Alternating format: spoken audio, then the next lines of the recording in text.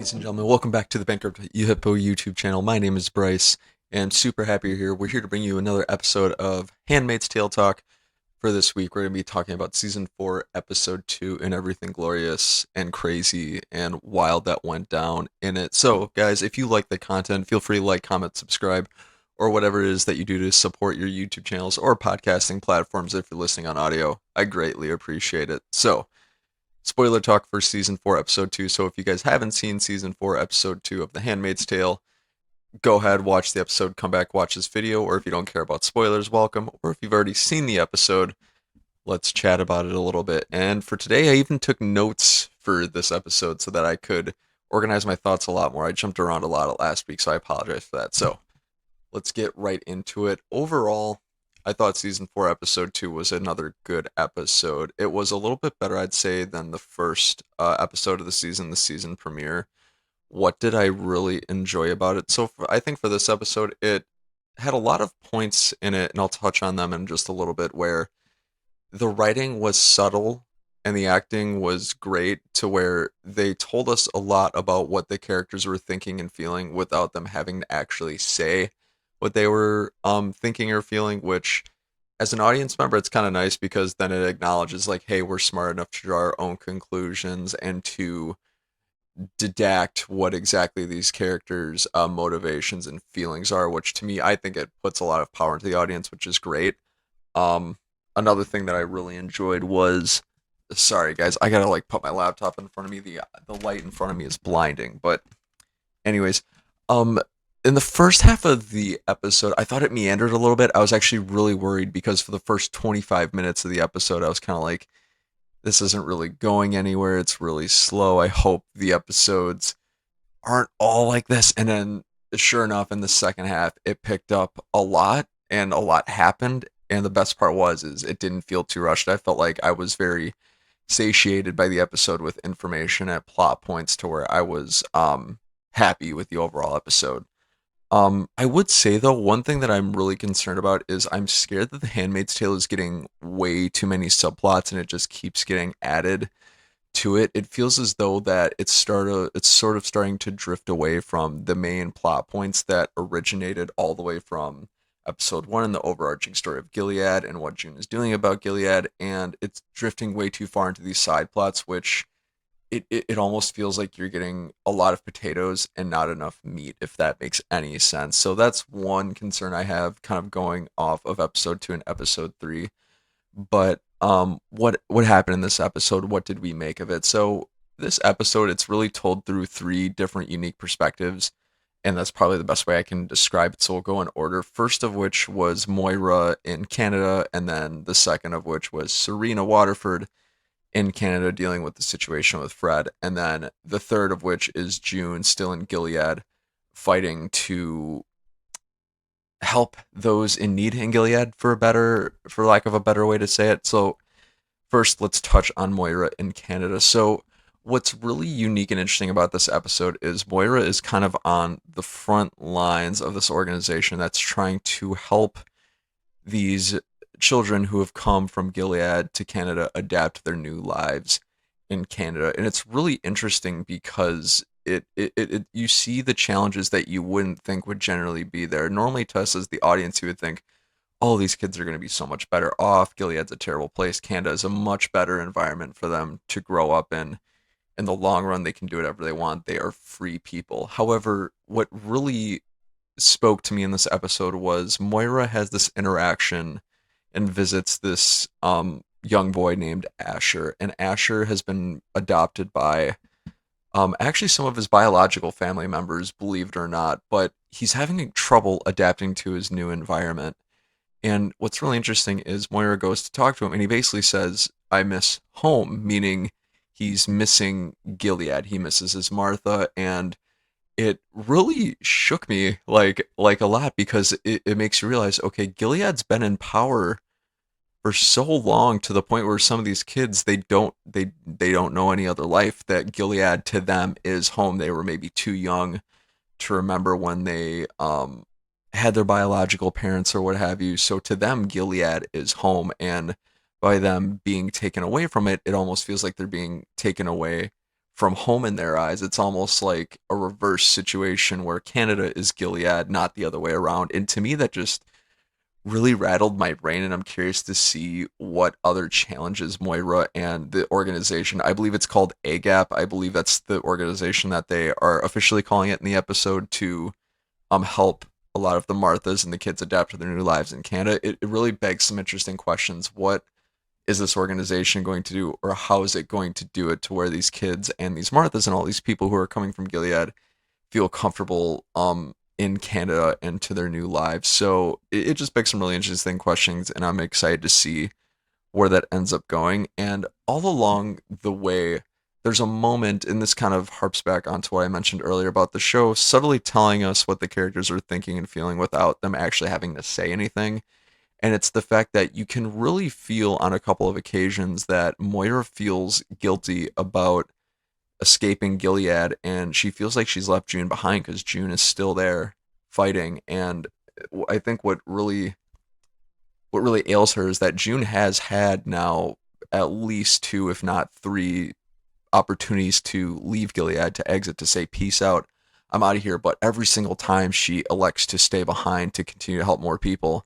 When in Moira's case, very early on in the series, the second she got her chance to leave, she did, which obviously I don't blame her. I would be out of there in a second too if I could. But you could tell Moira feels guilty about it because she gets to live this life of freedom in Canada while June is still, for lack of a better term, basically just in a bad place. Gilead's a terrible place. So you see some of that emotion weigh on Moira, and she comes a little bit more full circle about that toward the end of the episode to kind of help the audience say, hey, if you haven't figured it out by now, this is how Moira feels. Which it I was okay with that call, because then not everything has to be so plain in sight, but it gave the audience still plenty of time to process how she was feeling before she actually revealed how she was feeling. So I thought it was an okay call writing wise to see that. But I'm curious to see how far that takes Moira in her quest to help these people adapt to their new lives in Canada. So really, really interesting stuff coming from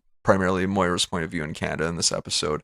The one thing that I didn't particularly love in this episode in Moira's case is that, so we get introduced to Moira's next partner, which to me, like that's totally it's a totally valid plot point, because it shows that Moira is, she's fully adapted to living in Canada. She now can live a normal life. She's got a healthy, functional relationship. The only thing that worries me is that, again, it kind of goes back to my point earlier about there being too many plot points in this overarching series. It's like, okay, even with just in Moira herself being one of the subplots of this series, there's her relationship with other people is a subplot within a subplot, and to me that's too many layers. That, like I said, it feels like more potatoes than meat in that case. So I could have done without that particular piece in the episode, maybe one or two less moments showing that off, just to kind of cut down the amount of information we're getting as the audience, because like I said,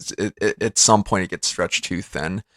It does a good job in the fact that, like I said, it shows that Moira is fully adapted to life in Canada. She's got a full, healthy, functioning relationship. But like I said, it stretches, I think, the episode a little bit too thin in my mind. So that's my only critique in Moira's storyline so far. So that actually brings me over to now Serena's point of view, the second subplot we have in this episode, which is how is Serena dealing with everything basically while not in captivity, while in prison, I guess would be a better way to say it. So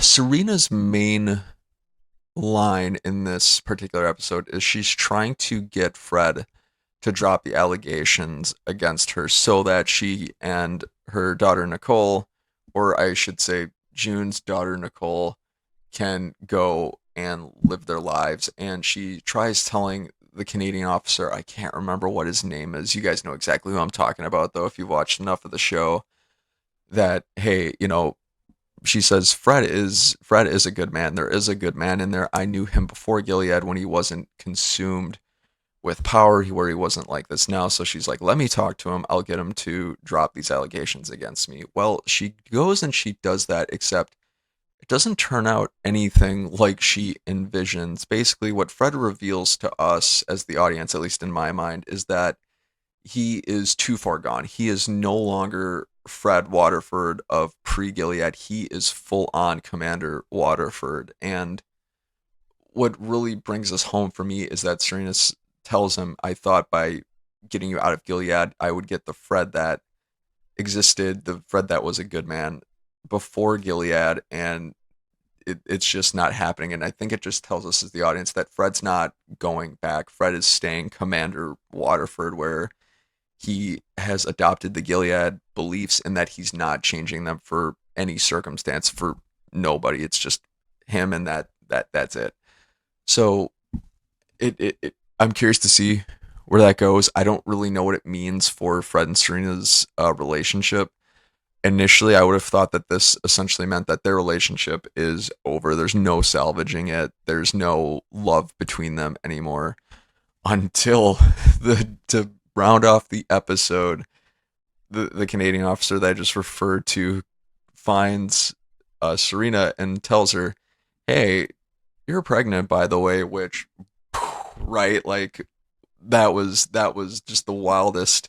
I wasn't expecting that at all. Like that was not even on my radar. I wasn't looking for that plot point to go down. But yeah, so now we find out at the end of the episode Serena's pregnant. So just when I thought that the relationship between Fred and Serena it was just perished, now we find out that Serena is pregnant. So it's like, okay, what does this mean for them? I still don't think that they can ever have a functioning relationship again. I think just too much damage has been done.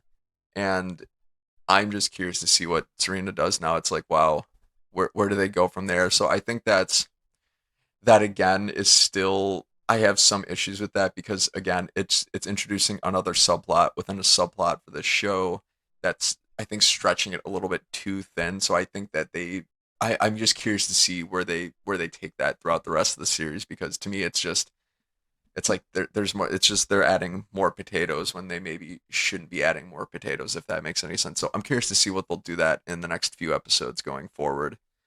And then that kind of wraps it up for Serena in this episode. So now we go back into June. Now, the good part about this episode is that we do proportionately get June's point of view being in Gilead and with the keys and with the other handmaids, which is exactly what, at least for me, I was looking forward to.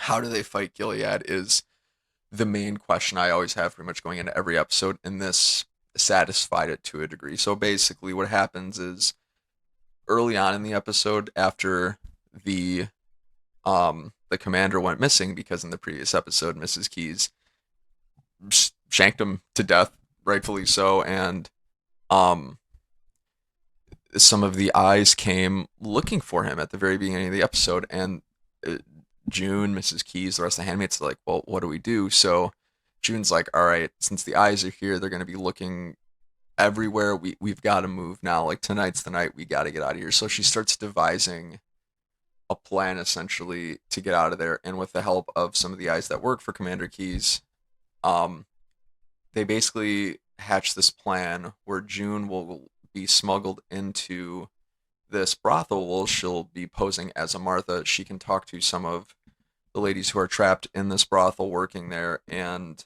she can hatch a plan in order for them to for the handmaids and her and Mrs. Keys to escape that night and go to the next safe house. Well, in that process, June kind of tells these ladies who are trapped at this brothel, "Hey, we are Mayday. We are the change that we want to be in the world. Let's fight back. Let's do something." And basically, what she does is she hatches this plan where before they leave to go to the safe house that night, June concocts, with the help of Mrs. Keys, this poison that a lot of the ladies at the brothel can go ahead and subtly distribute to all the commanders that are there, thus poisoning them, and I would have to assume killing them and letting them all go free to escape Gilead, essentially. So it further let me start off with this. So for one, within that escape plan, you figure out that Mrs. Keys is even